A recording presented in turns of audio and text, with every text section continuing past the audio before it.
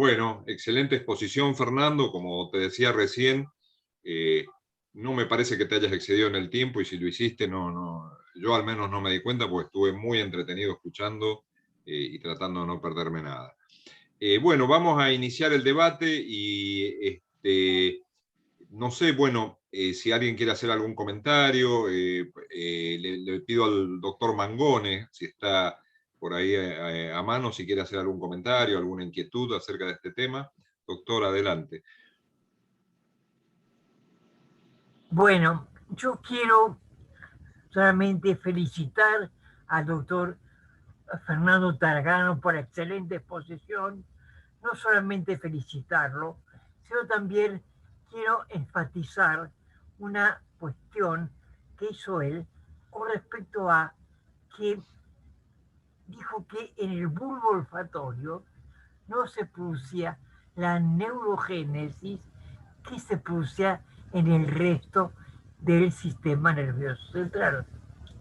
Y eso concuerda con trabajos que hemos publicado de los pacientes que tienen trastornos del olfato desde principios de la enfermedad de Alzheimer. Pero trastorno del olfato hay que averiguarlo, hay que saber estudiarlo, porque estos pacientes sí tienen trastorno del olfato. Y eso coincide con lo que acaba de describir el doctor Fernando Taragano. Eso solo quería agregar. Muy bien, muchas gracias, doctor Mangone. Muchas gracias. No sé, doctor Kakuri, si quiere hacer algún comentario. Sí, gracias, Seif. Bueno, excelente, como siempre, Fernando. Realmente nos has ilustrado con muchísimos detalles que son sumamente importantes. Como así seguidor, y a veces hay discípulos de una escuela que son presenciales y otros por historia. Nosotros somos descendientes de la escuela de Jacob, en la cual veneramos mucho, donde casualmente, por eso es tan importante lo que has mencionado, Fernando, respecto de lo siguiente, de lo del sistema límbico. Ya es conocido que Jacob describió mucho antes que Papes el circuito que lleva su nombre. Jacob lo describió en 1911 y James Papes, este húngaro imbuido de la escuela americana, lo hizo en el año 39. Simplemente un detalle histórico, pero que tiene que ver con esto. Después de ver muchos cerebros, tanto de chicos como de adultos, con y sin patología, e incluso de animales, así fue la formación nuestra, esto que está refiriendo realmente es importantísimo. Cuando uno analiza y ve al microscopio el hipocampo, todo el área dentada, es distinto a través del tiempo. Y esa forma de ver distinto es casualmente, y antes no lo sabíamos, es por estas células que se van agregando en la región de la fascia dentada. Y esto es un detalle a tenerlo muy, muy en cuenta. No se ha estudiado demasiado, por ejemplo, en las epilepsias que has mencionado. Es decir, es importantísimo estudiar los circuitos que tienen estas neuronas, porque no se conoce demasiado qué nuevos circuitos presentan estas nuevas neuronas. Por otro lado, ¿qué pasa con los astrocitos? Recientemente estudiados, sí con la microglía, pero no con los astrocitos. Esto nos marca también la importancia de lo que todavía tiene el estudio anatómico post-mortem de todos estos pacientes que sufren este problema. Entonces, el otro factor es por dónde van migrando. Hemos visto modificaciones no solo en patología neurodegenerativa, sino en la esquizofrenia. Es decir, patología psicótica donde veíamos estas cosas y nos llamaba la atención. Y por otro lado, y con esto termino, porque realmente es para muchas cosas y sumamente interesante, veíamos en el cerebro de chicos ciertas células que pensábamos que eran errores diagnósticos o fallas de tinción, y es porque casualmente eran células que estaban migrando, cuando no conocíamos nada de esto. La bromodioxiuridina ha sido tremendamente utilizada, se sigue utilizando en animales fundamentalmente, ya no en humanos, pero esto que has mencionado y que has hecho con tanta precisión, da muchísimos detalles desde el punto de vista clínico. Tal vez, en algún futuro no demasiado lejano, se pueda charlar sobre toda la proyección sensorio-límbica que tiene y recala en todo lo que es fascia dentada, amígdala, y la corteza temporal vasolateropolar, que tiene que ver casualmente con todo esto que estás mencionando, Fernando. Así que gracias por tu exposición y creo que es un aliciente para seguir trillando desde el punto de vista histológico y bioquímico, cuando no genético, sobre estos aspectos. Bueno, muchísimas gracias, doctor Kakuri. Doctora López Mato, no sé si quiere hacer algún comentario.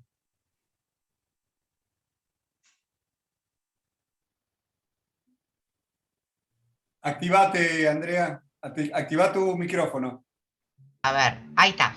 Ahí. Primero, qué honor hablar que me pusieran en el triunvirato con Mangoni y con Kakuri. Gracias por eso, Fernando. La madre naturaleza o Dios, como vos decís, te hizo además de un sabio, un excelente speaker, y eso no es poco. Pero tengo dos preguntas. Una, si en estos trabajos que vos leíste, que nos comentaste, por supuesto que fue maravillosa la exposición, pero en estos trabajos, ¿hay estudios relacionados a la diferencia de género? Hombres, mujeres, obviamente. Y segundo, otra pregunta nada que ver, pero quiero saber vos qué pensás de esto. Escuché, no a nivel paper publicado, sino en un neurólogo que habla tal vez demasiado por televisión, que en el COVID la hiposmia, la gente que tuvo hiposmia, queda con más daño en la reserva cognitiva. ¿De esto hay algo serio publicado? Ahí te respondo la primera parte porque está escrito por Spalding. No hay diferencia de género en la renovación y el fortalecimiento de las neuronas a lo largo de toda la vida adulta. No hay ninguna diferencia entre el varón y la mujer. Y en segundo lugar, yo voy a responder por mis pacientes, nada más.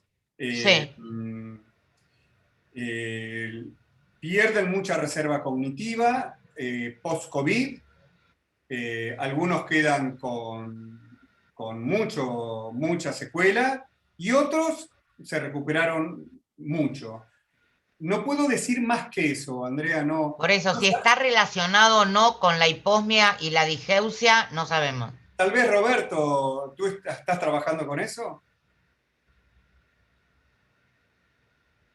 Sí, en algún momento ustedes ya habrán visto la primera resonancia magnética donde hay una hiposmia con una lesión en toda la región vinculada con el olfato. No se tiene precisión, pero parece que sí, que el acceso a sistema nervioso, permanencia y cambios inmunológicos depende de ese acceso más, por lo menos hasta ahora, de lo que sea por vía sanguínea. Es decir, que eso que estás refiriendo, Andrea, sí es correcto y provoca alteraciones, por eso muchos pacientes que no tienen problemas de COVID muy evolucionados han tenido severos trastornos desde el punto de vista cognitivo e incluso comportamental muy, muy vecinos con la psicosis. Es una temática sumamente importante y tiene que ver con el agotamiento inmediato de esta reserva cognitiva. Y hay algunos datos del año 2012, no es de ahora esto, hay algunos datos del 2012 que ya estaban hablando sobre esto. Gracias a los dos. Bueno, muy bien. Gracias a todos por los comentarios. No sé, queda abierto el debate. Yo diría, Fernando, que porque hay más de 60 personas que se anoten por el chat. Quien quiera hacer un comentario, yo le voy dando la palabra. ¿Te parece? Ahí hay nuestro amigo Andresito Fleischmann, el doctor Andrés Fleischmann.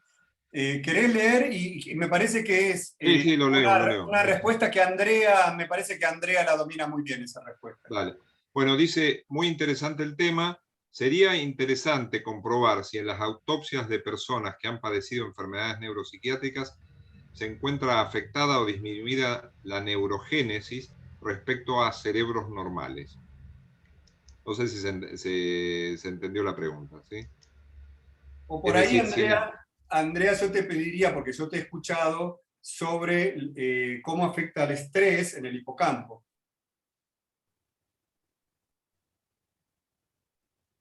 Activa tu micrófono. Activa tu micrófono. Ahí está. El estrés, obvio, sabemos que afecta en el hipocampo, que hay disminución de neuroplasticidad y atrofia. Ahora, ignoro si hay menos neurogénesis. Vos dijiste que estas células nuevas viven 7 años. O sea que yo creo que se mueren más las células teóricamente no reactivadas. Pero lo ignoro, creo, y esto es pasar la pelota realmente, que Roberto debe saber de esto mucho más que yo. Atención que bueno, quiero aclarar algo. Perdón, sí, Perdón, Roberto, que te interrumpa. Recuerden este dato. Si bien es cierto que viven 7 años, todos los años hay el crecimiento de nuevas neuronas. Entonces, exacto, más importante que una neurona que viva 7 años, los autores dicen, es que le dan sustento y potencian a largo plazo la función del hipocampo, porque lo que le dan es estabilidad a la red. Han referido que 4 a 5 años antes de que empiece algún tipo de alteración cognitiva y que después conduzca a alguno de los procesos de tipo neurodegenerativo, empieza a disminuir significativamente esta capacidad plástica de neurogénesis. Y esto hablaría un poco de por qué cuando hay atrofia ya entonces la memoria, la atención, la concentración, los aspectos que tienen que ver con las clínicas de estos deterioros comienzan a ser cada vez más intensos. Es decir, cuando empieza desde el punto de vista clínico a observarse es porque ya desde lo genético hay una escasa producción de nuevas neuronas. Eso es lo importante y ya está bastante establecido eso. Perfecto, muchas gracias. Bueno, no sé si alguien tiene alguna otra inquietud, algún otro comentario. Acá vamos a requerir la opinión del licenciado Goldbart. Un pancito voy a agarrar.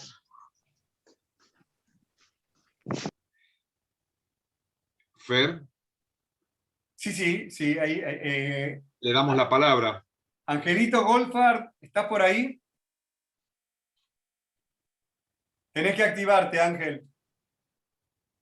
Y que se prepare después Anita de Pascale también, ¿eh?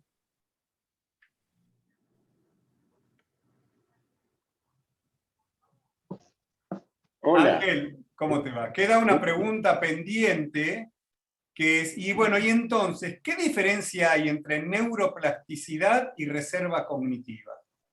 Tanto para Angelito como para Ana de Pascale. ¿Qué opinan ustedes que son los expertos?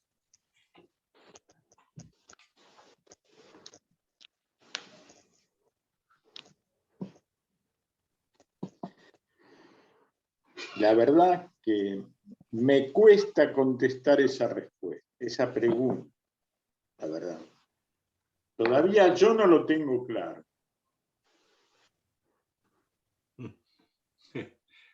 Bueno, yo no voy a dar mi opinión, sino voy a referir al profesor Cabezas, que si bien es un argentino, está investigando en Estados Unidos, y él plantea que hay una diferencia importante entre la reserva cerebral y la reserva cognitiva, un poco en contraposición a lo que plantea Jacob Stern.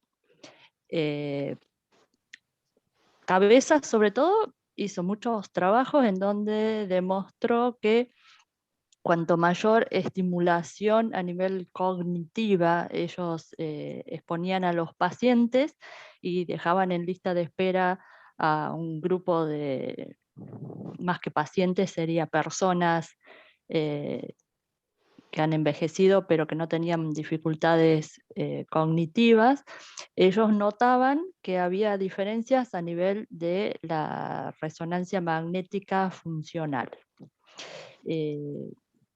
en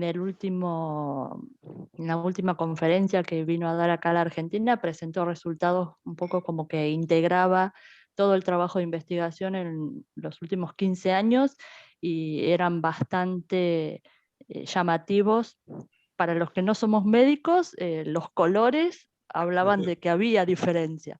Ahora tal vez si lo miran ustedes, que son los entendidos, por ahí le podían cuestionar algo. A mí me sorprendió mucho, sinceramente, porque hasta ese momento yo pensaba que podían ser sinónimos. Personalmente solamente les puedo transmitir lo que a mí me impactó de la presentación de él. No sé si esto te responde algo, Fernando, te dejo contento que he hablado. Sí. ¿O querés que amplíe más todavía? Podés ampliar más porque tenés un acervo enorme en tu cerebro. Te agradezco mucho, pero en este tema no. No, bueno, pero a ver, ¿quién se anima? Porque yo también durante muchos años, no ya en los últimos tiempos, pero yo siempre suponía que neuroplasticidad era casi sinónimo a reserva cognitiva. Ahora, me cuesta pensar una reserva cognitiva sin neuroplasticidad. Es cierto que puede haber neuroplasticidad sin una buena reserva cognitiva. Parecería ser una condición necesaria, aunque no suficiente, ¿no? Pero... Fernando, creo que estás en el tiempo. El problema fundamental es que cuando se habla de reserva cognitiva, se habla de un proceso de cognición y no se sabe, ni nadie tiene idea, de dónde surge la actividad mental. Es decir, sabemos que el sistema nervioso participa, pero nadie vio la mente. Vemos solamente una forma de expresión. Vemos una actividad metabólica en determinadas regiones, pero nadie vio el psiquismo. Solamente se observa una conducta. Pero ¿qué es esto que tiene que ver con reserva cognitiva y neuroplasticidad? Las dos cosas son diferentes. Excelente la intervención. Acá, como estamos cortos de tiempo, ya son las 9, ¿no? Quería leer algunas cosas que aparecieron en el chat. La doctora Virgil Flores de Mendoza, hola, ¿cómo estás? Gusto saludarte después de tanto tiempo. Dice, estos pacientes que tenemos con lagunas mentales y leve trastorno cognitivo post-COVID, debemos esperar 7 años para ver qué sucede. Supongo que refiriéndose al ciclo de estas neuronas que surgen en la neurogénesis. Después hay una doctora, Silvia Ana Lopardo, que dice que le interesa mucho este foro, este capítulo, porque ella, para ver el tema de la capacidad jurídica de los enfermos mentales, ya que ella es abogada. Después hay alguien, ahí me sale José Gregorio, no sé, no tengo el apellido, dice, el carbono 14 es un isótopo débil que se produce por efecto de los rayos cósmicos desde que hay vida, de manera que no entiendo la referencia a las bombas atómicas. Ahí está, José Gregorio Mesa. A ver, entonces el carbono 14 es un isótopo débil que se produce por el efecto de los rayos cósmicos desde que hay vida, de manera que no entiendo la referencia a las bombas atómicas. Ese es un tiro libre para que lo tiene que atajar Fernando. No, bueno, lo que ocurre es que entre 1945 y 1963, las bombas atómicas que se utilizaban y se usaban para los ensayos nucleares a nivel de superficie terrestre eran a base de carbono 14. Entonces hubo una brutal y mayor concentración de carbono 14 en la atmósfera. Eso es lo que significa. A partir de 1963 se suspendieron, se prohibieron, entonces uno puede ir haciendo el conteo por la degradación radioactiva adentro de las células y lo machean con la edad del paciente, cuándo nació el paciente y cuándo fue disparada esa bomba. Y hay, bueno, en los estudios hay un sinnúmero de pruebas de cómo las células pasaban de tener previo a las personas que habían nacido previo a 1945, se detectaba muy poco carbono 14, muy poquito en las células. Y a posteriori de 1945 hasta 1963, se pudo registrar un significativo aumento de carbono 14 adentro del ADN de las células. Y esto obviamente lo refieren por haber hecho esas experiencias con más de 14 bombas atómicas. Yo tengo un comentario para hacer, que es lo siguiente. Resulta que en uno de los primeros seres que se describió la neurogénesis es en los canarios, ¿no? Que se descubrió neurogénesis en el individuo adulto.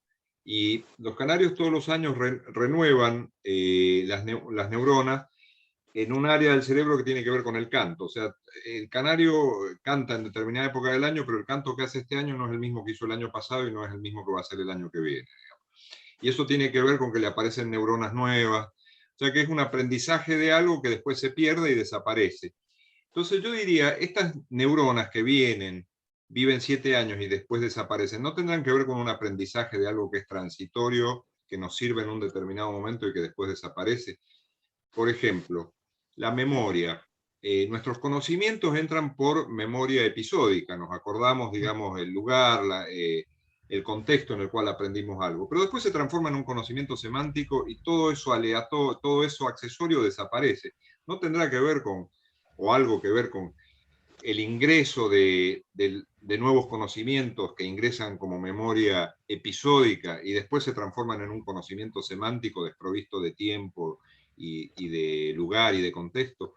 No sé si me explico lo que te quiero decir. Por ahí es un delirio que se me ocurrió ahora mientras escuchaba esto de que estas neuronas viven nada más que 7 años. Después desaparece todo lo que tiene que ver con lo episódico y todo ese material se pierde y queda lo importante, que es lo conceptual, lo semántico. Sin embargo, quiero volver a, porque a mí me costó entenderlo, a mí me costó, no quiero decir que a ti te cueste, Dani, ni al resto.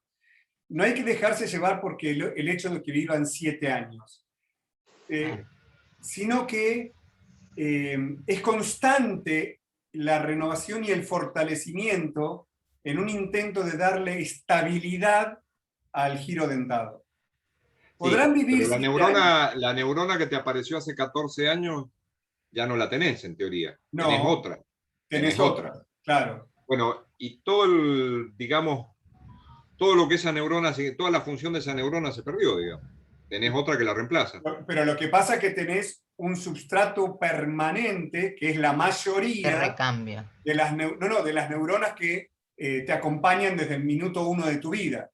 La mayoría de las neuronas son las que no recambian. ¿Me explico? O sea... Sí, eso está claro. Claro. Sí, ¿cómo? Voy a preguntar algo. De acuerdo a lo que dijo Daniel, y que me acuerdo hasta de Sier hace 20 años hablando de los canarios, es en los canarios hombres y no en las canarias. Por eso me asombró que no hubiera diferencia de género en los humanos y por eso fue mi pregunta. Porque eso es solamente en los canarios machos. Claro, los que cantan son los canarios machos. Claro, por eso. Pero las mujeres hablamos más, Daniel, por eso en nuestra especie es por igual. Eso porque tienen un mejor fascículo arcuato, es mucho más. Claro. Daniel tiene dos áreas de Broca, me parece. El caso que referís, Daniel, bueno, eso ya es conocido, fue un desarrollo argentino de Notenbock, Ferdinando Notenbock, sí, que fue un candidato a premio Nobel, porque daba estímulo a la siringe. Y es interesante porque de dónde surge en esta nueva, que incluso se quiso usar como terapia para los que tenían trastornos del lenguaje, afasia, etcétera, etcétera, cultivando esas mismas células. Es un desarrollo interesantísimo. Y de dónde aprenden esas nuevas neuronas, porque incluso los canarios no tienen corteza cerebral, tienen palio. Entonces, fíjense, un animal que está teóricamente por debajo de la escala zoológica y creemos que es muy inferior, qué potencialidad de crear un canto tan importante todos los años. Es tremendo eso. De la biología en eso nos asombra. Excelente. Pero eso coincidiría con que, no sé si entendí mal lo que decía Fernando, pero lo que se renueva es hipocampo, no corteza, ¿no es cierto? Claro. Sí. Por eso. Exacto, y una parte del hipocampo que es el giro dentado. Ahora esto tiene muchísimas implicancias, porque por ejemplo,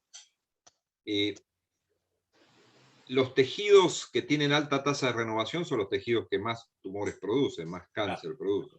Entonces yo, por ejemplo, nunca escuché hablar de un sarcoma de corazón. ¿no? Claro, ¿no? Porque son células que no se renuevan, que no tienen recambio. El miocito cardíaco. Entonces,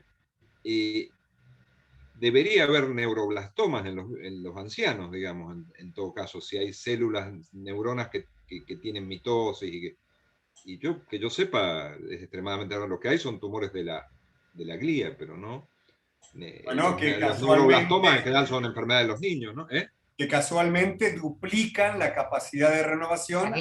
Claro, pero vos decís, bueno, no hay neuroblastomas en los adultos porque, o entiendo yo que no hay, quizás habrá, pero si los hay son extremadamente raros, porque las neuronas no se renuevan. Pero resulta que las neuronas sí se renuevan. Entonces, ¿y por qué no hay neuroblastomas? Bueno, con esa tasa de reproducción. Genéticamente distintos, Daniel. ¿Cómo? Hay modificaciones genéticas por lo cual no hacen replicación. Por eso en los adultos no se ve tantos neuroblastomas como se ven en los chicos. Son diferentes. Claro. Son linajes distintos a los que van sucediéndose en la región de la fascia dentada. No son el mismo linaje que la que se nació. Eso hace una nueva neurobiología. Claro, ¿no? Bueno, bien. La verdad que es un tema apasionante. No Dani, sé, hay una última, yo creo que para un comentario sí. Bueno, alguien que dice La Serena, no sé si será algún colega que viene de Chile, dice, la reserva cerebral hace referencia a la reserva estática, al número de neuronas, el tamaño del cerebro. La reserva cognitiva, en cambio, es lo que intenta compensar activamente un daño cerebral a través de procesos cognitivos que permiten a los individuos sufrir daño y mantener igual la función. Un individuo cuyas redes son más eficientes podría ser más capaz de hacer frente a la interrupción impuesta por la patología cerebral. Probablemente hay neuroplasticidad, pero se evalúa con el rendimiento. Bueno, a ver. Esto está volviendo a la pregunta que vos habías hecho, la diferencia entre neuroplasticidad y reserva, digamos, ¿no? Exacto. Bien. Bueno, muy bien. 21:11, Dani. ¿Qué propones? Yo puedo seguir, pero bueno, supongo que deberíamos respetar las formalidades, ¿no? A mí me encantó, estaría charlando de esto. Además, con gente tan distinguida, no son muchas las oportunidades que uno tiene de intercambiar directamente con gente que sabe tanto, ¿no?